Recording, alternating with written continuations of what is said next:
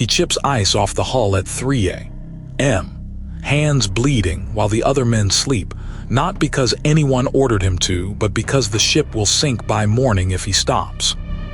A 22-foot wooden lifeboat, patched with oil paint and seal blood, riding 40-foot swells in the coldest ocean on Earth. 3 men crammed inside, one who led, one who navigated by stars he could barely see through the spray, and one who said out loud months earlier that they were all going to die out here. That boat is the scoreboard, but the score was written in July in the dark when no camera was rolling and no headline existed. Rewind. A ship wooden-hulled, rigged for polar waters locked in Antarctic pack ice. July, the dead center of the southern winter. Imagine a sound at 3 in the morning, the hull groaning like something alive is squeezing it between 2 fists. 27 men in bunks they can't leave. Outside, -30. Darkness that swallows 20 hours of every day. The expedition was supposed to cross the continent on foot. Instead, the continent swallowed them whole. The ice chose when they moved, and the ice chose not yet. The captain was 40 years old. Broad-shouldered, dark beard going gray at the jaw, a heavy wool coat he never seemed to take off. Steady dark eyes that gave nothing away. He'd sailed to the ice before twice. Both times it nearly killed him. He understood something the younger men hadn't learned yet.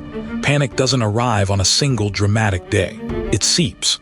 It enters through boredom first, then silence, then the small arguments about nothing, who moved whose boots, who snored, who looked at whom wrong. So the first week they were stuck, he made a decision that looked insane. He built a schedule. Every morning, breakfast at 8, no exceptions. Chores until noon. Afternoon, football on the ice, actual football with makeshift goals carved from crates and rules nobody fully agreed on. Evening, music. One man had a banjo. Another could sing. The captain insisted on all of it, not because he loved banjos, because routine is the wall between a sane man and a broken one. You don't notice the wall until it's gone, and by then you're already on the other side. Some of the crew laughed. One man didn't. The carpenter was the oldest man on the expedition. Early 50s, stocky, hands gnarled from building boats since he was 14, thick gray beard, suspicious narrow eyes. A heavy canvas work jacket stained with decades of tar and salt. He trusted wood. He did not trust optimism. 3 months into the freeze, he said it plainly, standing in the middle of the mess deck where everyone could hear. We're not getting out of this. He knows it. He just won't say it. The captain was 10 feet away. He heard every syllable. He said nothing. The navigator was something else entirely. Lean, sharp-featured, wire-rimmed spectacles, clean-shaven every single morning even in the cold. He shaved because the captain shaved, and he understood why. Discipline in the small things is a message to the mind about the large ones. His job was to calculate their position. Every day. Even though the ship couldn't move an inch under its own power, the pack ice drifted slowly, invisibly, and the navigator tracked it, plotted it, filled a leather journal with coordinates nobody asked for, numbers for a journey that hadn't started yet. One pattern endured across expedition records of that era. Crews that maintained structured daily routine through the idle months showed markedly greater cohesion and survival than those that let discipline collapse. Structure wasn't comfort. It was oxygen, and the captain was pumping it into the room every single day, whether they thanked him or not. 5 months in, the carpenter cornered the captain between the bunks. Canvas walls, nowhere to go. You're playing games with these men, he said, voice low and hard, football, singing. You think a song stops ice from crushing this ship? The captain looked at him, steady dark eyes, no flinch, no defense. No, he said quietly, but it stops what the ice does to a man's head. The carpenter spat on the deck and walked out. But that night, the first night in weeks, he sat down at the card game. He didn't explain why. He didn't have to. Pause for a second. Think about the last time you were stuck, not in ice, but in something that felt like it. A career that stopped moving. A training block with no visible progress. A season where nothing you did seemed to register on any scoreboard anyone was reading. And someone told you to just keep showing up. You hated hearing it. So did these men. The difference is they kept doing it anyway, not because they believed it would work, but because the only alternative was to sit still and let the cold win. Sometimes that's all discipline is. Refusing to stop when stopping makes more sense. October. The ice shifted. Not the usual drift, a convulsion. The pressure ridges that had cradled the hull for months turned inward like a closing fist. Timber screamed. Planks split with sounds like gunshots echoing across the white. Black water rushed through the gaps, freezing on contact. The captain gave the order, abandon ship. 27 men climbed onto the ice and stood in a line and watched their home, their shelter, their food stores, their last physical link to civilization, sink into the Antarctic Ocean. Gone in 11 minutes. After that, silence. Nothing but white in every direction. No walls, no ceiling, just sky. The captain stood apart from the group. He didn't sit down. He didn't speak for a long time, long enough that the carpenter thought he'd finally broken. Then he gathered the crew into a circle on the ice, wind cutting through every layer, and said 6 words. We are going home, all of us. Not a hope, a plan.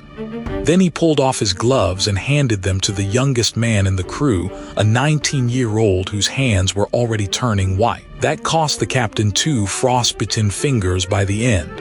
He never mentioned it, not once. That was the turn. That was when the carpenter looked at him and saw something he couldn't argue with. Because here is what nobody predicted. The carpenter, the skeptic, the one who called it theater, who told the crew they were already dead, walked to the salvaged wreckage and started working. He reinforced the largest lifeboat, raised its sides with scrap timber, nailed canvas over the gaps, and sealed every seam with oil paint and the blood from his own split palms.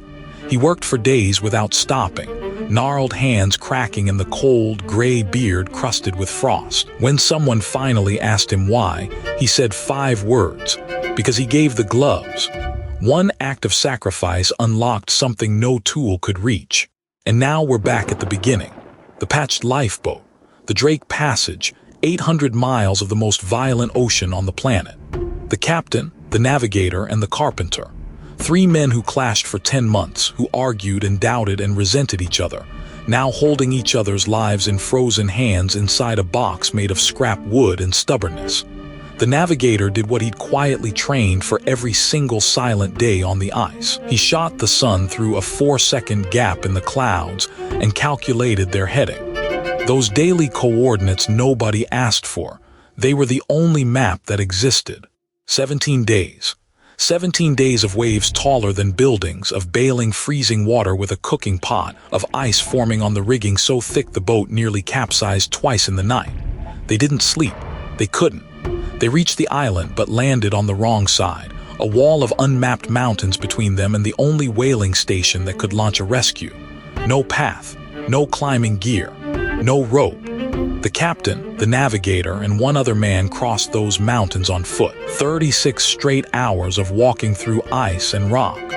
They stumbled into the station looking like ghosts risen from the sea. The station manager stared at them. "Who are you?" The captain said his name. The man's face went white. "We gave you up for dead months ago. No one was looking for you." The captain didn't sit down, didn't ask for water. "I need a ship," he said. "I have 22 men on that island and I am bringing them home." The pack ice turned him back 3 times, 3 failed attempts. On the 4th, he broke through. He reached the island. Every man was alive. All 27. Not a single one lost. In the recorded history of polar exploration, almost nothing like it has ever happened again. So the next time you're grinding through something nobody sees, the early alarm nobody applauds, the reps that don't show up on any leaderboard, the season where it feels like the ice has you and it's never going to let go, remember what happened here. The scoreboard wasn't built when the crowd showed up.